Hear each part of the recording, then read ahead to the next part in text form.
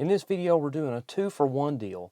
We're trading 2 of our old drag cars, including a crusty old front engine dragster, for another old drag car that you've probably seen before on TV.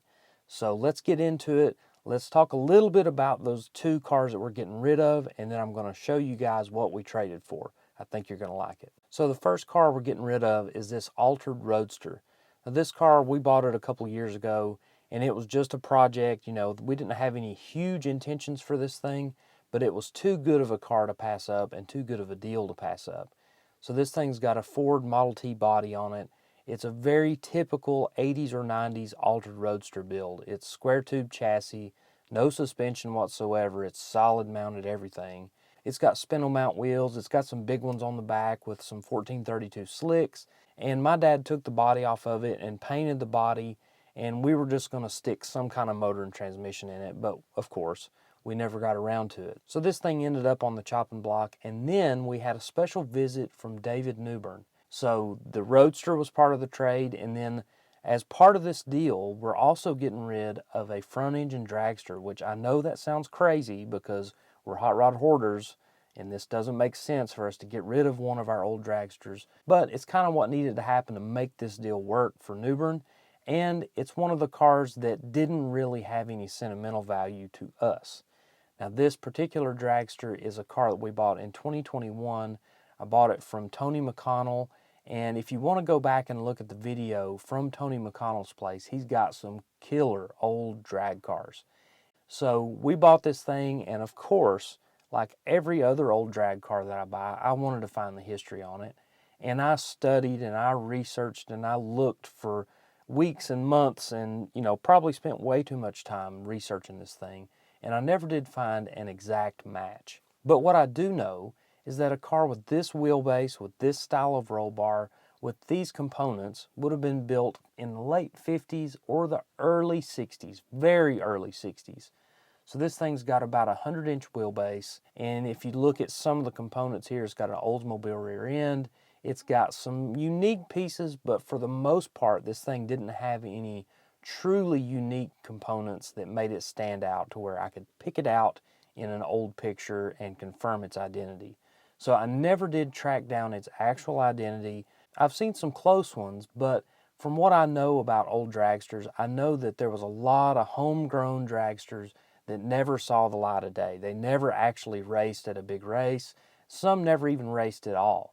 Still yet, a very neat piece and a cool piece if you wanted to stick a motor in this thing or hang this from the rafters.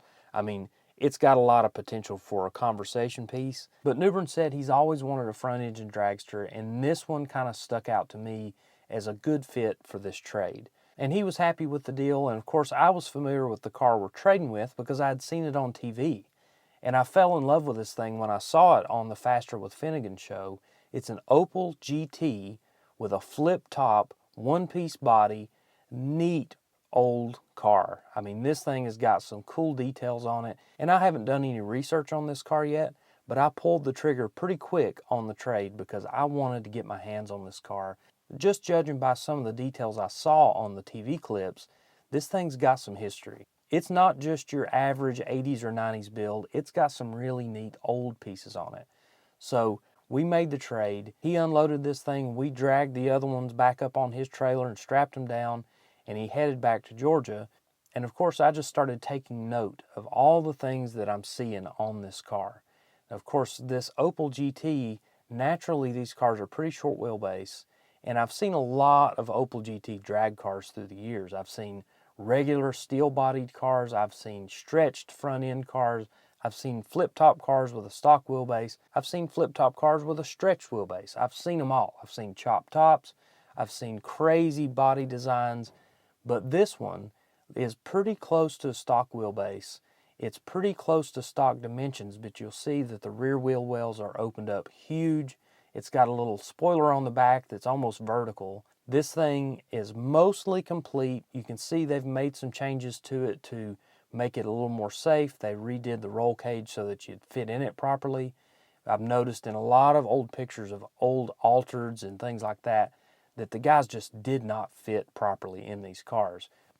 So some of the parts that came with this thing are a set of wheelie bars, and notice how the wheelie bar wheels actually go to the bottom side of the bracket, and that indicates this is a pretty old build.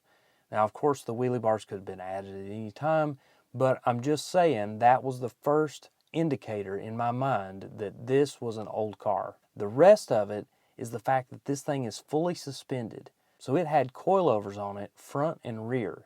And for the most part, 80s and 90s Altereds did not have suspension at all. They were all solid mounted because everybody figured out that the cars handled much better that way. So this thing being short wheelbase, fully suspended, it was probably a handful on the drag strip. So when Newbern bought it, it had a 358 cubic inch small block Chevy with mechanical fuel injection. Of course, they did away with the fuel injection, put a blower and carburetors on it, and this thing was pretty radical. But they took that motor and transmission out of it, and essentially what we traded for was the rolling chassis. So this thing is still up and rolling, it steers, it's got brakes, it's pretty much a functional car aside from an engine and a transmission. So this thing would be an easy project to get running and driving again, but of course, just like any of the old drag cars I get my hands on, it's time to research. It's time to find the history of this car. It's time to find some previous owners. It's time to find some old pictures of it and really figure out the history of this car, because Newbern told me he bought it from a guy north of Birmingham, Alabama, but I know there's a deeper history with this car. Looking at the front suspension and all that chrome stuff underneath, looking at the rear suspension, looking at a lot of pieces on this car, I can tell that this thing was a pretty legit car, and I'm thinking maybe early 70s, like when Opel GTs were brand new. And the reason I say that is because of the wheelbase, the engine setback. Notice how far forward the engine is in this car. And again, that sends me into research mode because a lot of people were using Opel GTs in AA gas. AA gas got way out of hand in the late 60s and early 70s. People were basically building gas funny cars at that time. They were using square tube frames, they were using blown and injected combinations. They were making big time power, but they were doing it with a 10% engine setback instead of the 25% engine setback that you got in the Altered. So these cars were ill handling. They were short wheelbase, fully suspended, engine way up to the front of the car. They were a handful, and a lot of them got crashed. You've seen some pictures of an Opel GT running over the Christmas tree at Beach Bend Raceway Park in Bowling Green. That's because these things were just out of control. And this car, because it survived, because it lives to tell this story, I know that there's some history behind it. So that's going to be my job from here until I figure it out. I'm going to dig deep and find some history on this car, and you guys will be the first to know about it as soon as I find those previous owners and start digging up some old pictures.